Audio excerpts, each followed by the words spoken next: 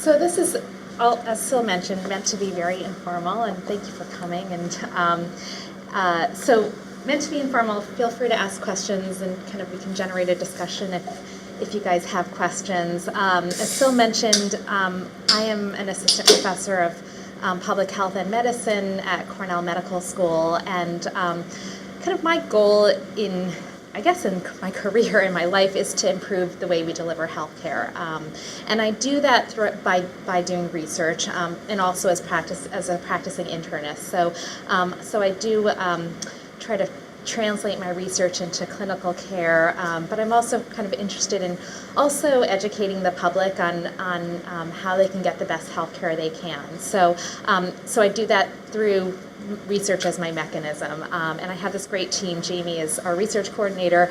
There's a whole group of us of health economists and physician researchers that do work in how we do solving problems on how we deliver healthcare in the U.S. And so this talk is based on a study that we did in over the course of the past 2 years, actually, and that was recently published in the journal Health Affairs in August. And so this is really kind of to give you a glimpse of what we do in our world of research. But I think it actually touches on an area that's really interesting, really hot in the kind of healthcare delivery world. And I think we've been able to kind of garner what's good about electronic communication and this new way of delivering care to patients, but also have identified a lot of challenges of how you actually move this forward in the future. So this is a picture of Cornell Medical School, and it looks so kind of new and exciting and lots of lights everywhere. But what's interesting is this is a picture by Norman Rockwell from the early 20th century, and it's kind of what I think many of us think of the doctor-patient encounter, that a patient goes into their doctor's office.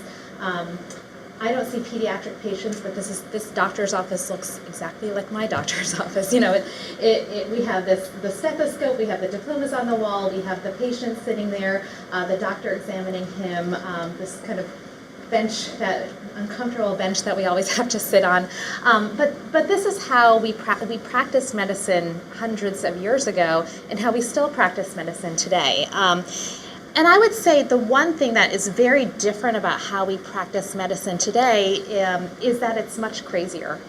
You look back at this picture, and I wish my practice was like this, that I had time to kind of sit on the bench and spend time with my patients. But my practice is like this. I actually was seeing patients yesterday, and for some kind of computer glitch got sort of double booked, and I literally felt like a chicken with my head cut off, running around from exam room to exam room to try and see all the patients in the time that I had allotted for them. And I think some of that has to do with how, changes in how we pay for healthcare, reimbursement rates, expectations of how much you're supposed to get done in a day. And this is how outpatient medicine is practiced. It's crazy, and it's busy, and it's kind of at a much more harried pace. This is a slide that I love to this was given to me by a colleague. But when you're in that kind of the throes of practicing medicine, it's very hard to kind of take a step back and say, how would I actually make this better and deliver healthcare better? So this is from the Winnie the Pooh book. And it says, here is Edward Bear coming down the stairs, bump, bump, bump on the back of his head behind Christopher Robin. It is, as far as he knows, the only way of coming downstairs, but sometimes he feels that there really is another way, if only he could stop bumping for a moment and think of it. And I think that captures what many doctors feel, that we all feel kind of harried. I think many patients feel this way too, that there has to be a better way to deliver it. As Sil said, I wish I could Skype with my doctor, but that's not how we structure healthcare. And so my group and I have been very lucky to have a chance to kind of have time to say, let's step away from all the bumping of healthcare delivery and think about how we can actually deliver things better. So one way that I think we can deliver it, and I put my phone somewhere, is, I think one thing that is actually going to really transform healthcare is something like this.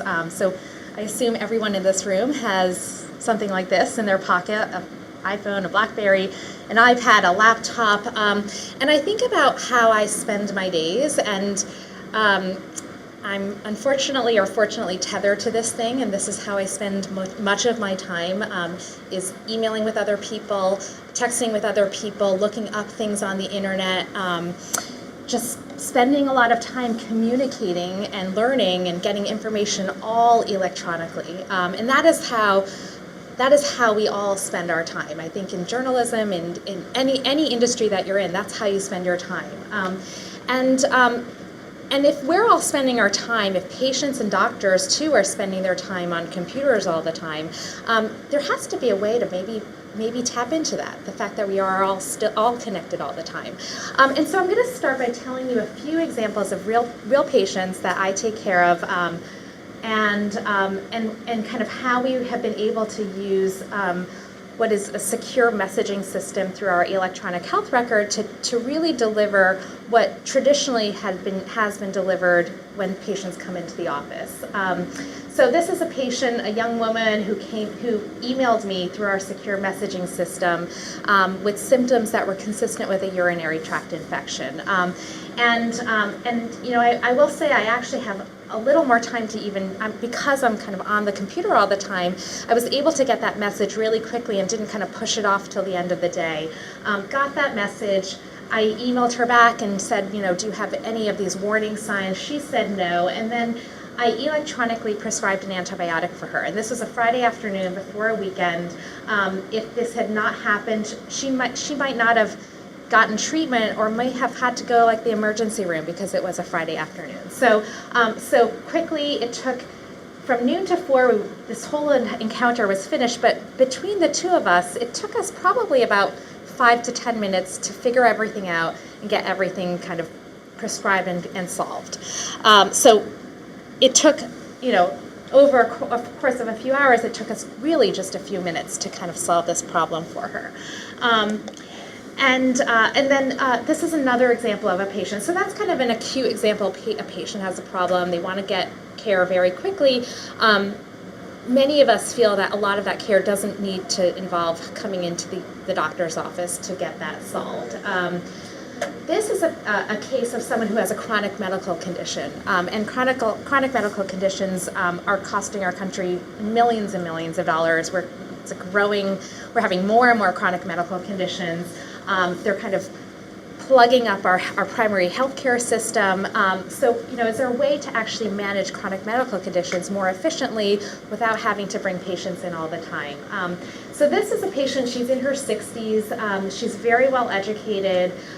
She came into my office for kind of a routine checkup and her blood pressure was elevated. She has a home blood pressure kit that looks sort of like this on her wrist. You can check her blood pressures. And she said, well, can I just send you a log of my blood pressures? And I said, sure, send me a log, keep a record, and in 2 weeks, send me what it's been at home. And that's what she did. And she actually gave me more data, better data than I could actually get in the office. If she had come in, I would get 1 blood pressure reading. I ended up getting 14 blood pressure readings from her. Maybe even more because she checked it multiple times a day. I mean, she was really on top of it. She sent me all of these readings, all through our secure messaging system. And 2 weeks later, I said, look, your blood pressure's high. Why don't we double the dose of one of your medications? She never came in to see me. I just managed it like that. Really effective, really easy for her, really easy for me. And then this is kind of the last scenario that I actually really think can actually change the doctor-patient relationship in some ways.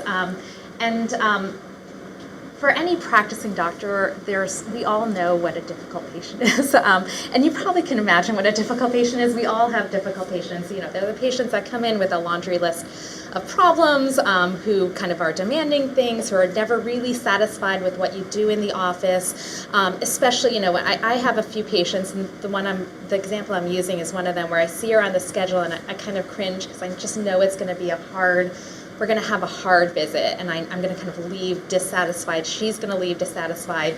And so I always kind of prep myself when I see her on my schedule. So, probably about a year ago, she finally signed on to our secure messaging system.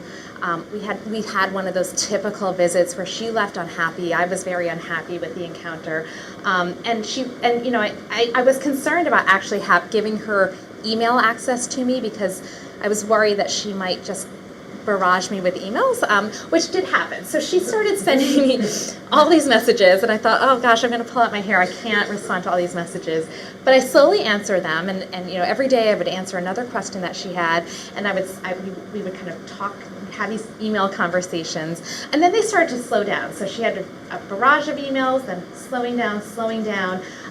But what was great is a month later, she came in for her regular checkup, and a lot of the little things that were really bothering her that that just took up time in the office but didn't really need to take up time were solved prior to her coming in. And so we were able to kind of do a physical exam, move on to next steps, and really solve many of the little things that were bothering her. And so she and I mean, it has transformed the way we communicate. She still comes into the office pretty regularly for her chronic medical conditions, but all the things that made it difficult to care for her, I wouldn't say are completely gone, but are so much better because we now have this kind of conversation going on between our visits that doesn't actually take me so much time. If I had to pick up the phone and call her constantly, that would be much more time on my back. So these are my examples of kind of why I think email, electronic communication, mobile devices can actually transform how we deliver healthcare. And I think there's other people that agree with me. This is from a report by the Institute of Medicine in 2001 called Crossing the Quality Chasm. And one of the things that the Institute of Medicine, which is a large kind of nonprofit body that gives recommendations about how we deliver healthcare, what they recommended is that patients should receive care whenever they need it, in many forms, not just in face-to-face visits, and the healthcare system has to be responsive to them 24 hours a day. That means providing care through the internet, through telephone, and through other means. But unfortunately, when you look at national data, this is from a national survey of physicians that is done every single year. The most recent data that's been published is actually from 2008, but I did some analysis and looked at some 2009 data. When you look at the numbers, if you look at the y-axis over there, it goes up to 10. That just means 10%. It doesn't mean 100%, so it's a little shortened. But basically, less than 10% of outpatient physicians do electronic consultations with their patients. So a very small percentage of doctors are actually emailing, doing clinical care through electronic means. And so this is almost 10 years after the Institute of Medicine has recommended that we start looking at new ways to deliver care, but most physicians in the US are not delivering care that way.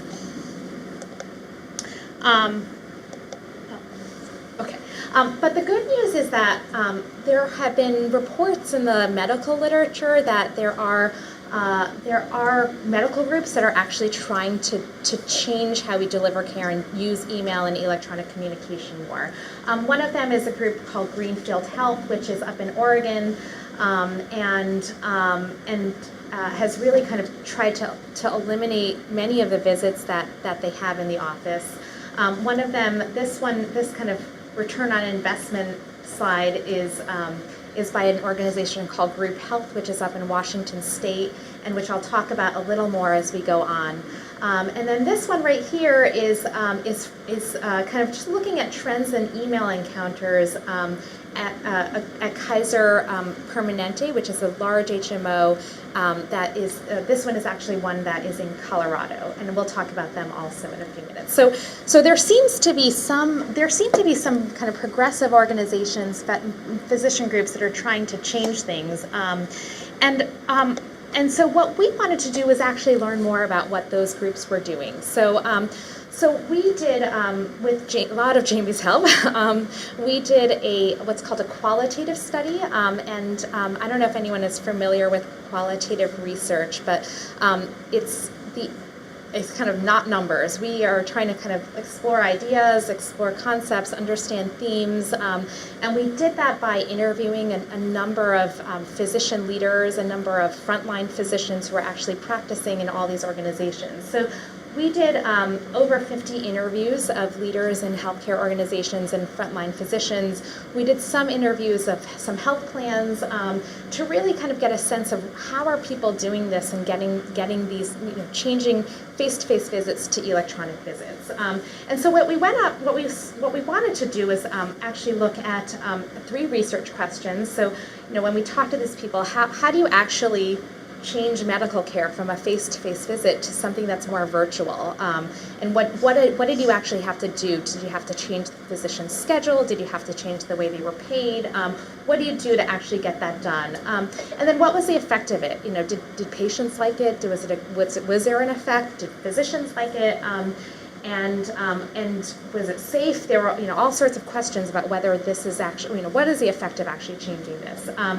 And then the third one was what barriers did you have to overcome to actually do this kind of transformation?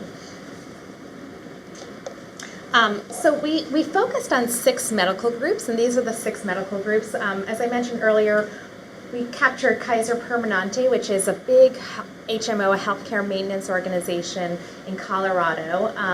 And the way Kaiser is paid is for every patient they get a fixed dollar amount. So it's not like most doctors. So most doctors get paid. If you come in for a visit, you get paid for that visit. If you do an EKG, you get paid for that EKG. And at Kaiser and also at Group Health, which is at the bottom there, they get paid a fixed amount for a patient. So to take care of your health, they will say, we'll give you X number of dollars, just take care of that patient. And so they're paid very differently than most doctors' offices.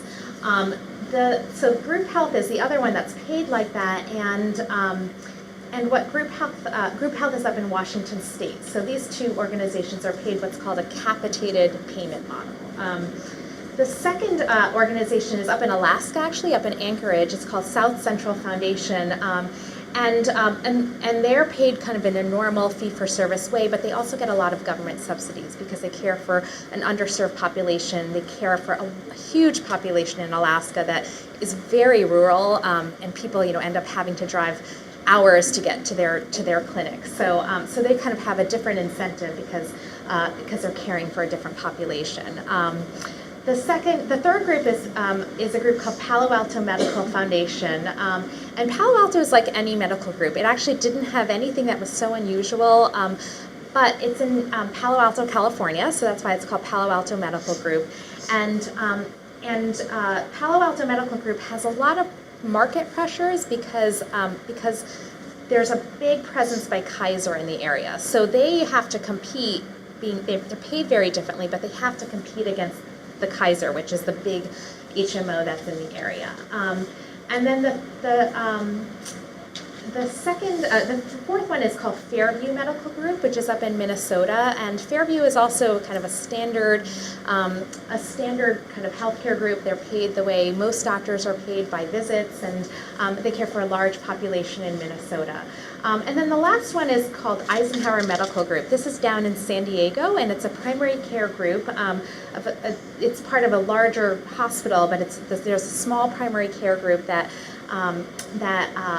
is paid, and I'm kind of bringing back payment because I think that's a big barrier, and I'll talk about that a little later.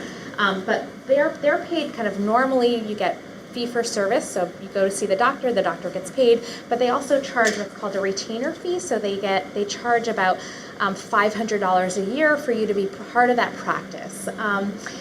And so those are the 6 organizations that we looked at, I just removed my other slide, but I'll tell you a little bit about how they structured things. So all of these groups had an electronic portal or a secure emailing system, so they could communicate with patients securely without privacy concerns, and they use them in very different ways. So Kaiser Permanente in Colorado had a secure messaging service, but what they did was they changed the way the schedules of physicians. So in an hour, most physicians would see 3 patients, 3 20-minute visits in 1 hour. What Kaiser did was they said, let's give you 2 20-minute visits and then 20 minutes to do virtual care however you want to do it. And so they've tried to kind of give people time to actually do all this care. Group Health did something similar. They gave doctors an hour a day off their schedule to actually deal with all of the email communications that were coming in. Eisenhower gave doctors kind of they could do whatever they wanted. You know, they could see no patients a day if they wanted to just communicate electronically. And what they told us is about 2/3 of their care is delivered through email messaging. Most of what they do is through email messaging. They have this interesting population in San Diego of, they call them sunbirds, that are there in the wintertime and leave during the summer. And so they have a lot of patients who will just email them from wherever they are in the summertime and say, I'm having this problem, what can I do about it? And they manage a lot of that through email. South Central did something that they called scrubbing, which was they would go through the schedule and contact patients and say, tell me what's going on. Do you really need to come in? And they would remove patients that they felt didn't need to come in, which was interesting because, as I said, they had patients driving 2 hours a day. And one person said to us, it's such a waste of time for someone to come in for a cold when I could just manage it by talking to them either by telephone or email. And then the last one was Fairview actually had a system that was a formal system called an e-visit system, and they used a computer program I think it was called Zipnosis, where patients could log in and put in a complaint, and a nurse practitioner would get that information and then figure out what to do and then email them back. And they actually had to pay for that if you wanted to do an e-visit, but some insurance companies actually covered it. So it was a formal program that said, if you have a problem, maybe we can do it by an e-visit. If not, then we'll have you come in. And so what we learned was that, so I'm going to just talk a little bit about what we learned from the interviews and just briefly go through things. But as you can all imagine, patients love this. So patients love the fact that they don't have to come in when it's not necessary. They don't have to take a half a day off of work. They don't have to get a babysitter. And they were just really happy with it. Patients love it. One person said they feel really satisfied to have access to their doctor through email, which is very rare. When you normally call up the doctor's office, you have to get through like walls and walls to actually get in touch with your doctor. So people were satisfied to almost feel like they had a direct connection with their doctor. And it really improved access to care. So one person, again, said that same thing. They feel like they had this incredible access to their physician that they didn't have before, and they feel like they have a direct line of communication. The second quote was actually from a woman out at Eisenhower down in San Diego who was telling me about just some of her experiences. She had a patient whose husband died unexpectedly and was really struggling with it. And you can't really call up your doctor at 3 o'clock in the morning when you can't sleep, or you could, but they're not going to be happy about it. Her doctor, who would get it when she started her office hours. But that was like very, very therapeutic for her to be able to email her doctor and then feel like she had that support from her doctor. So she really thought that it was a very successful thing, that she said she would never have dreamt that this would be a good thing, but it actually really was. And then I love this quote because I'm actually a mother, and so I sympathize with any mother who has to take their kid in to like go to the doctor. But there was a group up in Minnesota who said that young mothers are the largest users because it gives them easy access to care. So no babysitters, no dragging your child to the doctor. It's an easy way for people to get accessible care. The other kind of positive thing we heard was that it takes very little time. So I mentioned that patient who had the urinary tract infection. She may have come in, spent probably 30 minutes in my office. I would have spent however long it would take to kind of get things organized for her. When I would go back to that slide, it took me like 5 minutes to manage things. It was all electronically at times that were convenient for us. So, people said it takes 1 minute or less of my time to email my patients. Another person said, he often will have people either call or come into the office because they read something in the news. He was able to just respond at a time that was actually convenient for him. So it actually helped him be more efficient, but get back to his patients.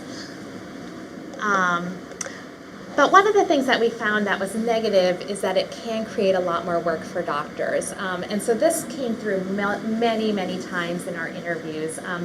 One leader at an organization said email takes little time, but they add up. And one day, I've been in touch with 60 of my patients, 10 in person and 50 through email. So that's a lot of work that we weren't doing before. We were not emailing 50 people during the day. Another person said, and this probably goes for every single industry, it feels like you're never, you guys are writers, like, it feels like you're never done, right? There's this feeling of, you always have more emails to check. You can't leave the office at the end of the day because at the end of the day you have to check your emails, and maybe that evening you have to check your emails. So it can take a psychological toll of never feeling like you're done. And then someone who's there were a number of kind of real frontline doctors who are seeing patients every day who said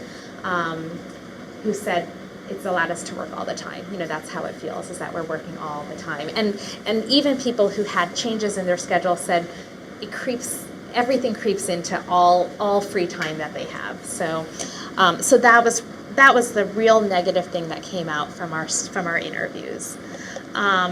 And then one of the barriers I think that came out was that it isn't necessarily for every patient.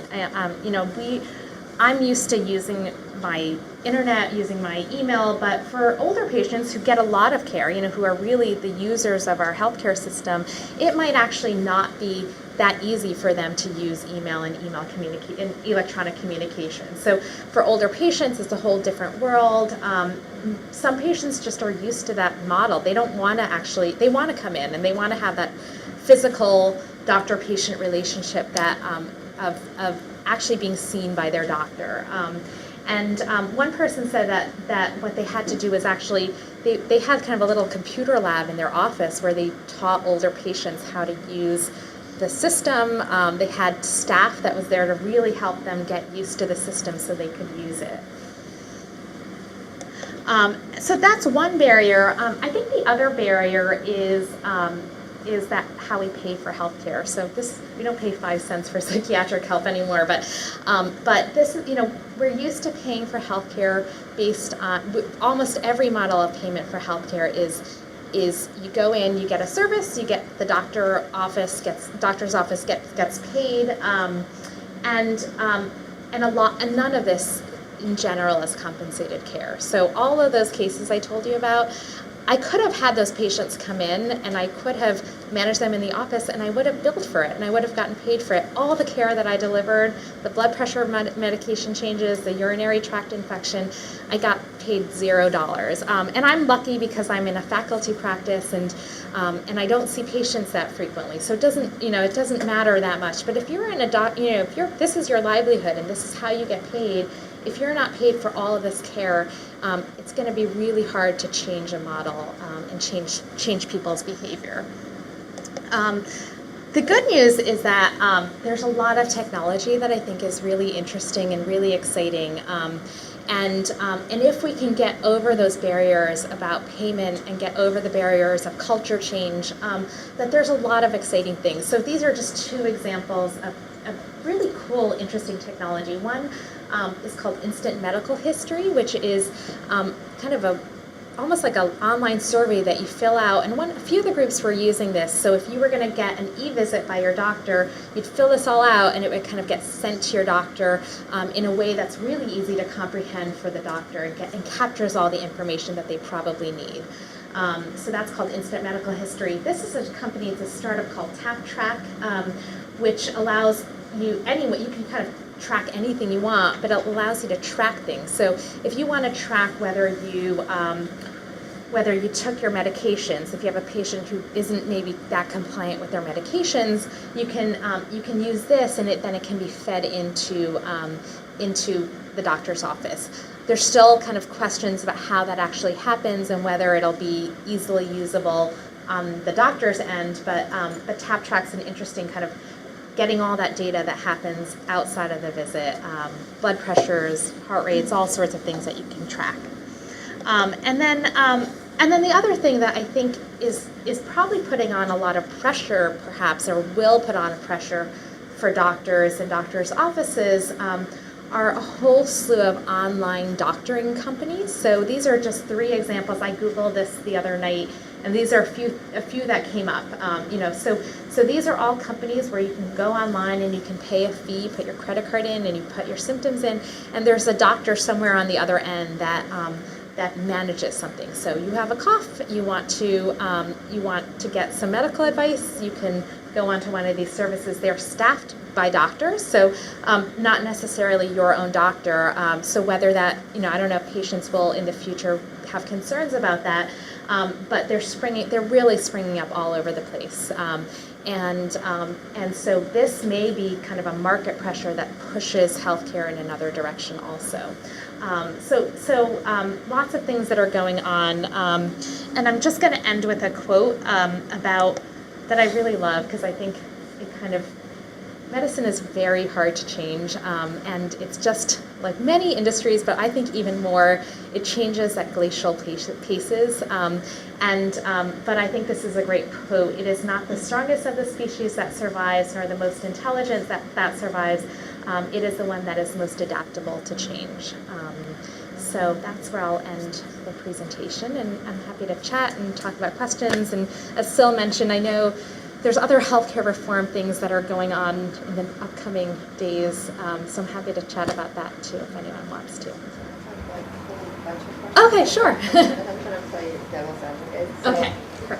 I've been many times on, like your first patient, and typically for me it's Friday 8 p.m. or Saturday morning. Right. When I even have a throat that is like this, and I know in advance of it. I even know which one I need because it happened before, but I can get to anybody. So that sounds like an incredible solution to so many problems, but then of course it introduces other problems. Well, first of all, how do we know that the patients who are emailing are describing their symptoms correctly? There's so many symptoms that can mask other symptoms that have nothing to do with like the actual problem they might be having. It can be something totally different. Right. How are we gonna deal with that? What if the doctor's starting something that the patient is allergic to, the patient dies? Right. Okay. So a few things. So we were, this is something that came up when I talked to other doctors about it. Safety is definitely a concern. How do you know that I can't do that over email? That's not safe. From our interviews, not one of the organizations had an unsafe experience using it. And I didn't put the quotes up, but we asked very specifically, were you concerned about did anything bad happen by changing things and not having the patient come in? Most places, almost every place, had some sort of language on their website that said don't use this for emergency conditions. You definitely don't want a patient emailing you about chest pain when it could be a heart attack. There are conditions that, and you have to kind of use patients' judgment on that. Even a patient calling about that, patients have to have judgment about use their judgment about what's urgent and really can't wait. Because all of these websites, you're not going to get an immediate response. Often they'll say we have within 24 hours you will hear from someone from our practice. In terms of getting at symptoms, so instant medical history seemed to have a really good way at getting at symptoms and kind of helping you narrow down and asking questions about it. But in the places that didn't use instant medical history, I think many of them would kind of have a little bit of a back and forth. And I think all doctors know kind of warning sign symptoms to look for. There were even some practices that the staff actually had warning sign symptoms to ask about, so that it wasn't always the doctor that had to ask, but sometimes a staff member could look at they had lists of things that they could ask about. So we really thought there would be a lot of concerns about safety and mistakes happening, and they didn't seem to pan out as we had thought that might be. And allergies and things like that, all those things are actually now, often we will ask about that before we prescribe anything, but now with electronic medical records, a lot of that is captured already, and pharmacies have electronic records, so we have a little better, I think, control over knowing that kind of information. And my other question is, this sounds really good. It sounds like it should be working already in larger medical centers. Like the very first time I saw a doctor send an email to a doctor, to a different doctor he was referring me to, was like 7 years ago at Tisch Medical Hospital, because I had a problem and they had to investigate exactly what I had. Never before in Brooklyn, Queens, go to any of the boroughs. I mean, if they have some kind of an old PC that's barely working, and that's pretty much all they have. And they never email to a doctor about you. At best, they give you a referral. How do we break through this? It seems that it's such an established thing. Yeah. So that's a great question. So one thing is, I think there has been a concern about security. So I don't think any doctor necessarily feels comfortable sending you an email from their Gmail account because they're concerned about whether that's their security in that email.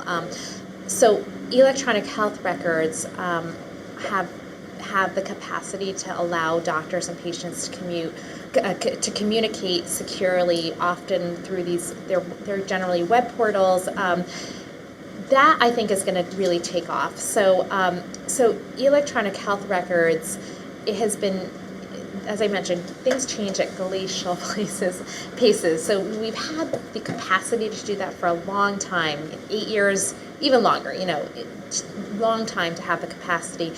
Did doctors' offices pick up electronic health records and start using them? No. There was no, it just wasn't a business model that worked, right? Why would I invest $50,000 in an electronic health record when it didn't change how much I got paid, when it didn't, when it was a big investment, when I didn't know whether that technology would be the same 5 years from now. And most practices in the U.S. are tiny practices. They're 1 to 2 physicians. They don't have the capacity. So in 2009, when the Obama Recovery Act was in place, part of the Recovery Act was to try to digitize healthcare. So there's been enormous progress in getting health records to doctors.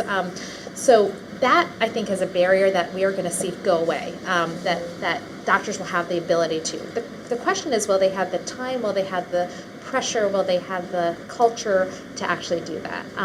And I still think communicating among doctors is backwards. It's really, the communication I have with my patients is actually much better than the communication I have with doctors.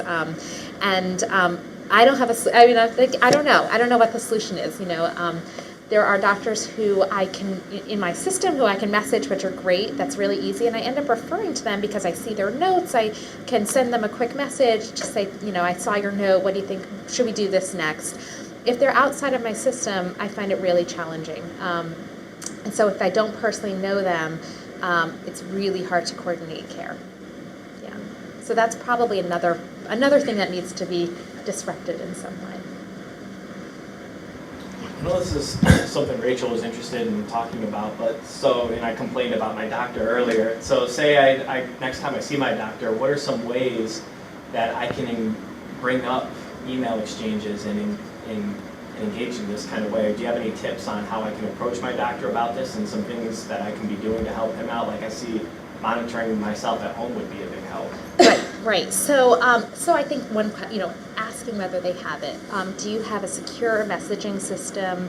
So sometimes if you say, do you email your patients? I think that doctors are like, oh, I don't email my patients. I'm not gonna open that floodgate of emails from my patients. But secure messaging. So if you can use that word, secure messaging, that is a good way to. Can you do it through your medical record? And that's the one question you need to ask, and you should ask. Every doctor you go to see. Do you secure? If this is a way you want to communicate, you should ask. Do you secure message with your patients? Now, in terms of blood pressure monitoring and things like that, that's another. Question is, well, what kinds of things do you like me to message you about? Some doctors will not want to get 15 blood pressure readings because they won't know what to do with that information. It won't change what they're doing. So you can ask specifically what kinds of things. If I'm sick, can I email you? What kinds of things would be good for electronic communication? So those two questions, I think. Kind of figure out where that line is. Yeah, because you don't want to you don't want to be that patient. Right. You don't want to be the patient who sends like incredible amounts of data, and your doctor isn't prepared to synthesize that data and deal with that data. But I think that if you have a doctor, that's kind of a good gauge of whether that doctor is someone that you're going to be able to communicate well with. And then also this question of access to acute care. So acute care means like, something happens, I have a problem, I need to get help quickly. Understanding what their process is for that. So should I call for those kinds of situations? Can I email you? And what's your turnaround? So how quickly should I expect a response from you? I mentioned some of the clinical situations, but we do a lot of other communication through email. I send if my patient is on our secure messaging system, I send them every lab result. They get every lab result almost automatically. They can make copies of everything, so when they need to bring something to another doctor, they just print it up, or they can pull it up on their iPad. So that's all available to them, and it should be, right? It should be information that every patient should know, right? This is their health. They should have access to all the information, and they should have copies of it, be able to do whatever they want with that information. Sometimes I see my doctor has that folder, and I'm thinking, can I see that? Yeah, Can I take a copy home? Yeah, and you can. But this way, it's really in your hands. And I've had patients correct me. They've said, well, you listed these problems. That resolved a few years ago. Or my allergies are not listed correctly in your computer system. So it doesn't have every single thing that we do, but it has a lot of information that we enter, and so patients know, patients can check, and I really think it puts healthcare in patients' hands, and which is important actually. And then for other logistical things, they can email about refills, they can email about appointments. So where my practice is probably not at the phase of really changing things that dramatically, but we have the technology, and if the physician's willing to use it, it can really change the way you do things. How about like things people can buy at home? Like I saw that device, that wrist device on the slide you have. Are there certain things you would recommend people buy for themselves if they're going to be emailing their doctor? It depends on your condition. So I ask all my patients to have a home blood pressure kit because of this situation. They can send me they can send me a log of all their blood pressures. I actually have a number of patients that have something called white coat hypertension, which means they come to the doctor's office and their blood pressure goes up. It makes them stressed out. I saw a patient yesterday who every time she comes into the office, she's 140/90, and that's elevated. And you're in the hot seat. Right. She brings in her log, and it was completely normal. And I said, well, we would probably adjust all your medications unnecessarily and maybe over-treat you for hypertension if I didn't have this information. So it depends on your I don't think everyone needs a blood pressure kit, but if you have hypertension, that's a nice thing to have at home. And we have more and more technology like that. We have home monitoring of blood pressure. We have home monitoring of sugar. And one of the things that I think will happen, and we have to struggle with and figure out in the healthcare system, is how do we incorporate all that information into our medical practice. It's great that you have that information, but if no one's going to act on it, it's kind of wasted information. So that's another issue that we haven't really figured out yet. But there's definitely but lots of technology out there, and things like Tap Track and things like that are going to give us more information. But on the other side is, how do we respond to all that information? Yeah. A few questions. So for low-income patients who don't have access regularly to email as much as everyone in this room, like I wonder if the Alaska group had that issue, or maybe I'm stereotyping rural Alaska. I mean, there are people in America who don't have Yeah, high-speed absolutely. internet. Right. So is there, in the places you studied, was it not an issue though, just the populations happen to all be emailable? No one really mentioned it. I mean, it definitely is. Older patients came up by a few groups, and I think it just may be because those are the patients that are getting a lot of medical care. Right. I mean, we have actually, and that I think is a really good question. We actually have a quality improvement study going on at the hospital, at New York Hospital, trying to get older patients to use a piece of software to see what they're doing after they get discharged. And it's been incredibly difficult to enroll patients. A lot of them don't have smartphones, don't know how to download an app. It's just really confusing. Even if they do, they don't. Right. They're like, my daughter does that all for me. So that's a really good question. And I mean, I think that's the limitation of using this. But you also think that if you can kind of shift some of the stuff that you're dealing with in a visit now, even if it's not for all your patients, for some of them, you might be able to open up time for more of them, right? Yeah. I mean, I didn't talk at all about shortages in physicians, but we know that there is already a primary care shortage, and we expect as we have more of an aging population, as more people get insurance, as more people have chronic diseases, that's just going to blossom. And so even for, if you can shift some of the care to email, then maybe it'll open up space for people who don't have access to that care. Yeah, because it makes sense when we've all just you need a prescription for something and you know what it is and you just have to tell your doctor. Right. And there are, I think about e-prescribing, that first patient, the fact that I can e-prescribe something is just, it's like magic, Yeah, she would have suffered all weekend. Right. And, I remember as a resident writing out patients would come in, I'd write out 10 prescriptions, and now we can do that within seconds. So technology has made medicine much more efficient in that way, but you're right. I mean, there are going to be groups of patients, which I think over time will change, but there are going to be groups of patients that don't have access to the internet or mobile devices. A few other quick questions. When you showed a graph of the percentage of practices that have adapted? Yeah. There was a dip after 2006? Yeah, that's Is that the economy or people having a backlash to it? I didn't put the error bars in. There wasn't a significant change. Yeah, it was just that's kind of just the when you look data. at it, it's not actually that much. That's true. And we'll see what happens as this goes on. I hope it'll start to increase, but we're still at a very low percentage. Yeah, but this was not a statistically significant dip. Yeah. I have one last question, then you can go. So this is anecdotal, but I wonder, when I was very young, I remember I woke up one morning and my parents said, "Oh my God, you have chickenpox." I had chickenpox all over me. But technically, my parents could tell, but they didn't know what to do. They didn't have any other kids, so they called my doctor, and I remember my doctor said, "Please don't come in because you will infect everyone in the waiting room, so I will just tell you by phone what to do." Right. And in hindsight, I don't know if that was unusual or if before the internet was a thing that we all used, did you, I don't know, in your research, are there people who sort of tried to do this with phones, like let's say 20 years ago? Was there a movement to I don't know, actually. I don't know. You're right. Like someone comes in with a... He was like, "Don't bring her." Right. I think about flu season, and how I prefer patients not come in because they can infect the staff, they can infect the patients. We ask them to wear masks when they come in, and if they have those symptoms, nobody wants to wear a mask in the waiting room. That's probably very forward thinking.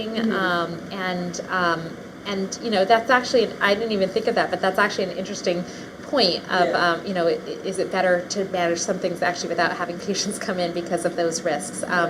Photographs are fascinating. So we didn't ask specifically about the use of photographs, but I've been to some presentations of really interesting use of photographs to provide virtual care. So a lot in dermatology. So rashes are one of those things where I can't really manage them over the phone. I have to look at it. But there are places that are using photographs to actually document things to help patients send that information without having to come into the office. There was a practice up at UCSF that wanted to kind of decrease the number of referrals they did to dermatologists, and so they had primary care physicians take photographs of moles, and that was the common thing that they were sending their patients for.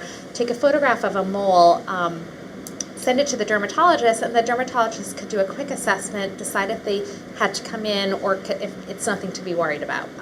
So there's a lot, the technology is there, but whether we use it and how we use it is still kind of a question. Yeah, I was going to ask, do you have any sense of what percentage of doctors have access to secure messaging, whether or not they're actually using it? I have to get back to you on that. The data are changing quite a bit on electronic health records. The most recent data, I can probably look it up for you and get back to you on it, is from either 2010 or 2011, and a lot has changed even since then. But this national survey that this data are from asks about electronic medical records and specifically about components like secure messaging. So I haven't looked at it recently, though, to find out how many have the capacity to do it. So that's information I can get for you. Yeah. Can I ask more? Yeah.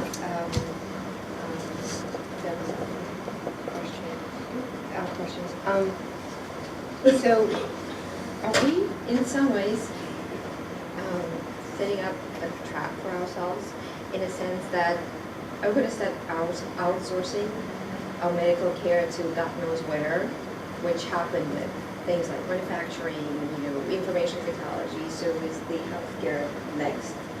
And there's a reverse trend in information technology. Some vendors are coming back because they proved to not work right, be vulnerable to security attacks and whatnot. So, is this what might happen when we do this?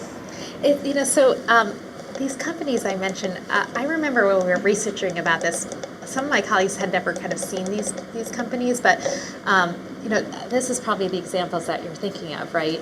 And I was like watching television one day and I saw a commercial on, for, you're having a cough and cold, email, log in and we can solve it for you for $25, I don't know, I don't know if, I actually think it probably won't go as far as what call centers have done and information technology has done. I think there's still this idea of trust between doctors and patients. I think it's very hard to say, yeah, I trust this person on the other end, even if they have the credentials. I trust their judgment. So we did talk to a group that's actually trying to get doctors' offices to create these systems where they give they license out the technology, and your doctor's office could be the one that you communicate with when you have these things going on. It's still in very early phases of things, but I still think there is this idea of I come in for I have patients that come in for their annual checkup to check in, and to build that trust, to kind of know that they know who they're talking to on the other end. So I think it's possible, but I don't think I personally don't think it's going to go to the point where you're kind of emailing someone across the world for medical advice. It's possible, but it can be so tricky. I mean, even licensing, different licenses to practice in one state versus another state. Right. Your license can vary both in one state but not in another, and depending on what your license was. Right, and actually that does come up with these companies, that some states' licenses mean you can't deliver care to someone who's in a different state. So and that's on a statewide level. So there are states where I could have a license in that state, but it doesn't mean I can give care to someone in Minnesota because of the state. But that I don't know exactly which state is what, but there's variation in the states. So are there any kind of laws that govern companies like this or not? It's Yeah. really no. I mean, it's really the state level licensing laws, and that really kind of govern who can do what where.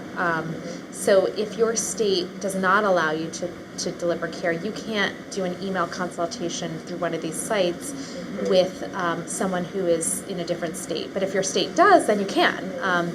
And I could probably track down some information about state licensing laws about that.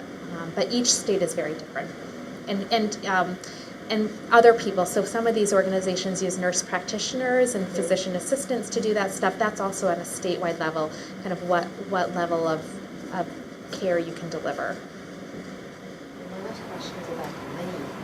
You know, back in the day, I guess maybe 20 years ago, when it was more about standard in care, you went to the doctor, they billed you.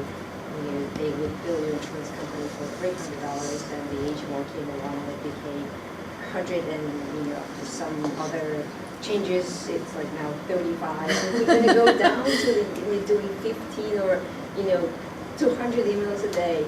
Are they going to reduce the payments to 20 cents per email? Yeah, I mean, I don't know. That is a huge question of how do you actually pay for it. And I think insurance companies are worried that you'll get billed for every little email that goes back and forth, which is not the way you really want to go.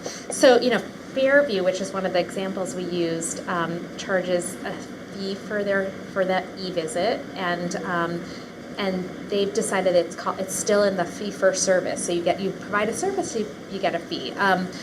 Group Health and Kaiser, because they're paid by a big, they get money per patient. They don't really have an incentive. Their incentive is to be as efficient as possible. So I think the question is how is payment going to change? We don't know. I think there are a number of different models. Maybe you can pay for the e-visits specifically if they meet special criteria, that kind of question. Or maybe you have a fee, you get paid a global fee, or maybe you get paid, like one of these organizations, a fee for seeing patients, but also kind of a little bit of a fee on the side for taking care, all the other care that's given to those patients. So lots of good questions. We don't have all the answers, and we'll kind of see. I mean, Syl mentioned healthcare reform, but there's a lot of demonstrations out there right now to look at what ways we can pay for healthcare that might actually address some of those issues. So lots of something called the patient-centered medical home is something where you get a fee for taking care of a group of patients.